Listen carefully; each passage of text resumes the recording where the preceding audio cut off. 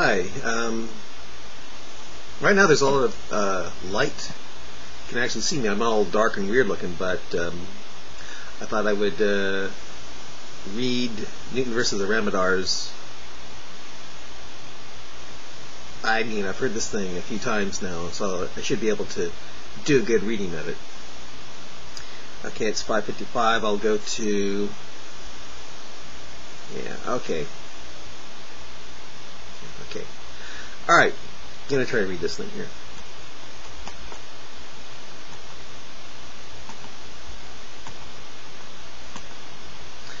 Alright. When a mutated superhuman became the captain of a ship called Mutainia, little did he and his peaceful crew realize that it contained a robot with a mind control ray, and that Mutainia was actually an incredibly powerful weapon designed by a robot race to lower the defenses of the Earth's galaxy for invasion. All looked lost for Earth's forces, until this captain became free from the robot's mind control ray, beat holy hell out of the powerful robot, then turned Mutainia's power on its makers. It's been no easy job, though, for the new liberated captain and crew have zero credibility, have to deal with bounty hunters spawned from galactic vengeance, and have to contend with a robot race that knows the great power they created that is now turned on them. Realizing what's coming at them, the robot race of Industria is trying to use all the power of their computer god, Bog, to try to stop Mutainia, and it's now liberated. Wrathful Captain Newtin.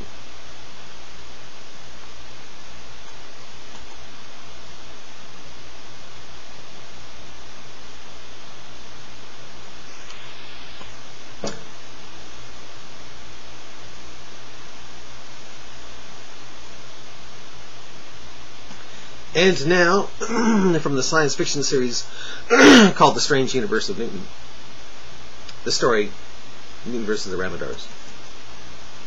Mutainia, the mighty ship of Newton, wandered on through the galaxy. It was another ordinary day for the ship, as Newton crew jammed away on musical instruments to see if they could make Mutainia, also the name of their band, into another big hit musical group. Although LPs, CDs, and DVDs were a thing of the distant past, there was one planet that still sold albums on records made of vinyl. And Newton and his crew thought that if they could produce a great music album, maybe, just maybe,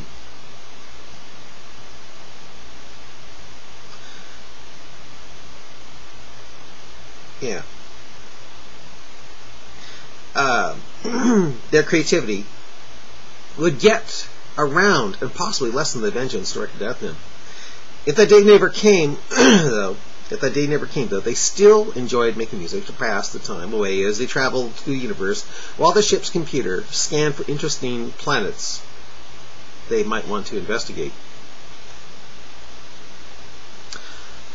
When the crew finished their jam session, Newton smiled, but then said, "It still needs work. It still needs work."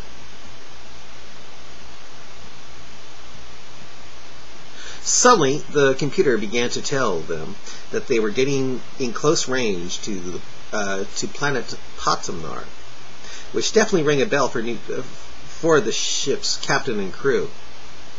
"Take us into orbit around Patamnar," Newton commanded the computer. Suddenly, as Mutainia passed by one of the planet's moons, 10 ships flew around from behind the moon and began attacking Mutainia with powerful blasts of energy, shaking its crew about violently. One of the ships was a USS Starship from Earth. "Surrender to the Federation, or thou shalt be destroyed, Newton," said the captain from the starship, leading the attack. And Mutainia was hit by the best the 10 ships could strike it with. "Their weapons seem to have become stronger since last time," some of the crew of Mutainia. "I wonder if that goes ditto for their shields," said Newton, bouncing around in his throne from the latest barrage. Newton then ordered a counterattack. Within a minute, the blitz Mutainia sent out at the attackers had all the attacking ships badly damaged. "We haven't killed anyone, have we?" Newtin asked one of the censor's officers. There was concern in his voice. I can't tell, Newtin.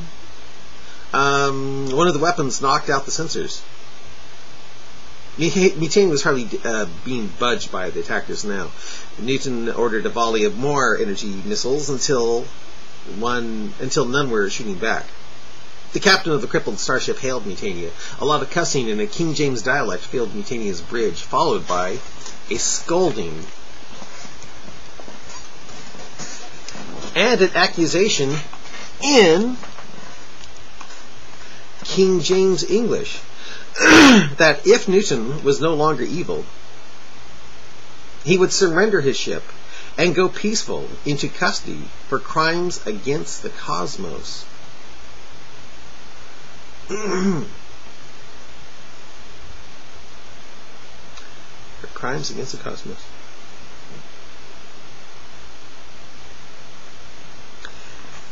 And then who gets in control of Mutainia? Newton responded, power corrupts, and absolute power, you know.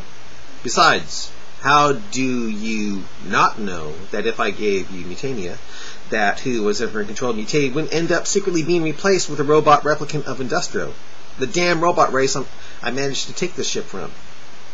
Thou sayest, mocked the starship captain, robots none hast seen. Sure thou art under control of them. Sure thy destroying of worlds was not thine doing.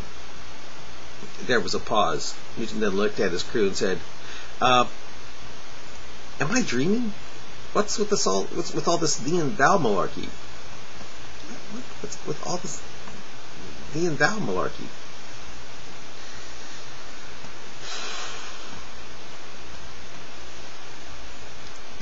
Not unless we're dreaming with you, said Callisto, the most alien-looking of all on the bridge of Mutainia. Newton smiled and said, again, what's with the thee and thou crap? The captain of the ship looked even angry and said, scientists recently discover that a dialect of such helpeth rulers rule better when one did speak in such manner, so that now I has been programmed to speaketh as such. Programmed? Newton nearly shouted. The captain of the Earth's ship then revealed in his own way that he was artificial. The captain then went on and said, scientists did become interested of the power of herd dialect when so many holy books of the 19th century and on into the 20th were translated into said sounding phrasing. One of Newton's crew looked confused. Newton looked at his crew and said, Gad, maybe Industro did take over Earth? A robot is commanding one of our ships. The robot captain then said, those of the Federation trusteth mine and logical reasons of command. I beat all of the humans in the academy.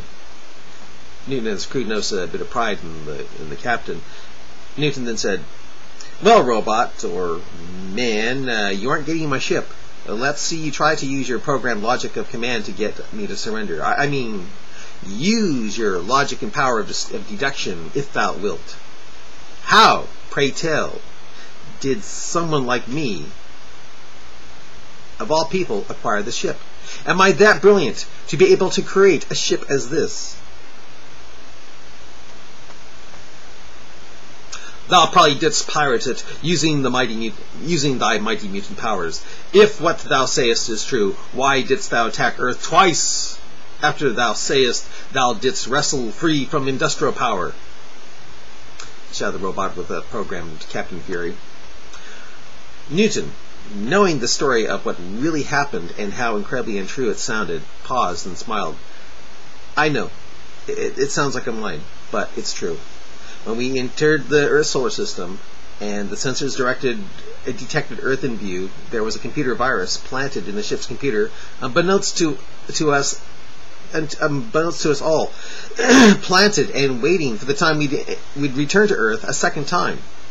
It was apparently secretly put in there by the satanic robot Zintar, just in case I was able to free myself from industrial mind control. And you know, I think I will stop that right there. and then start again here.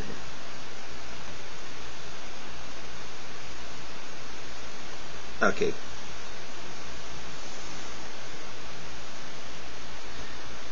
I shall continue now with part 2 for this one here.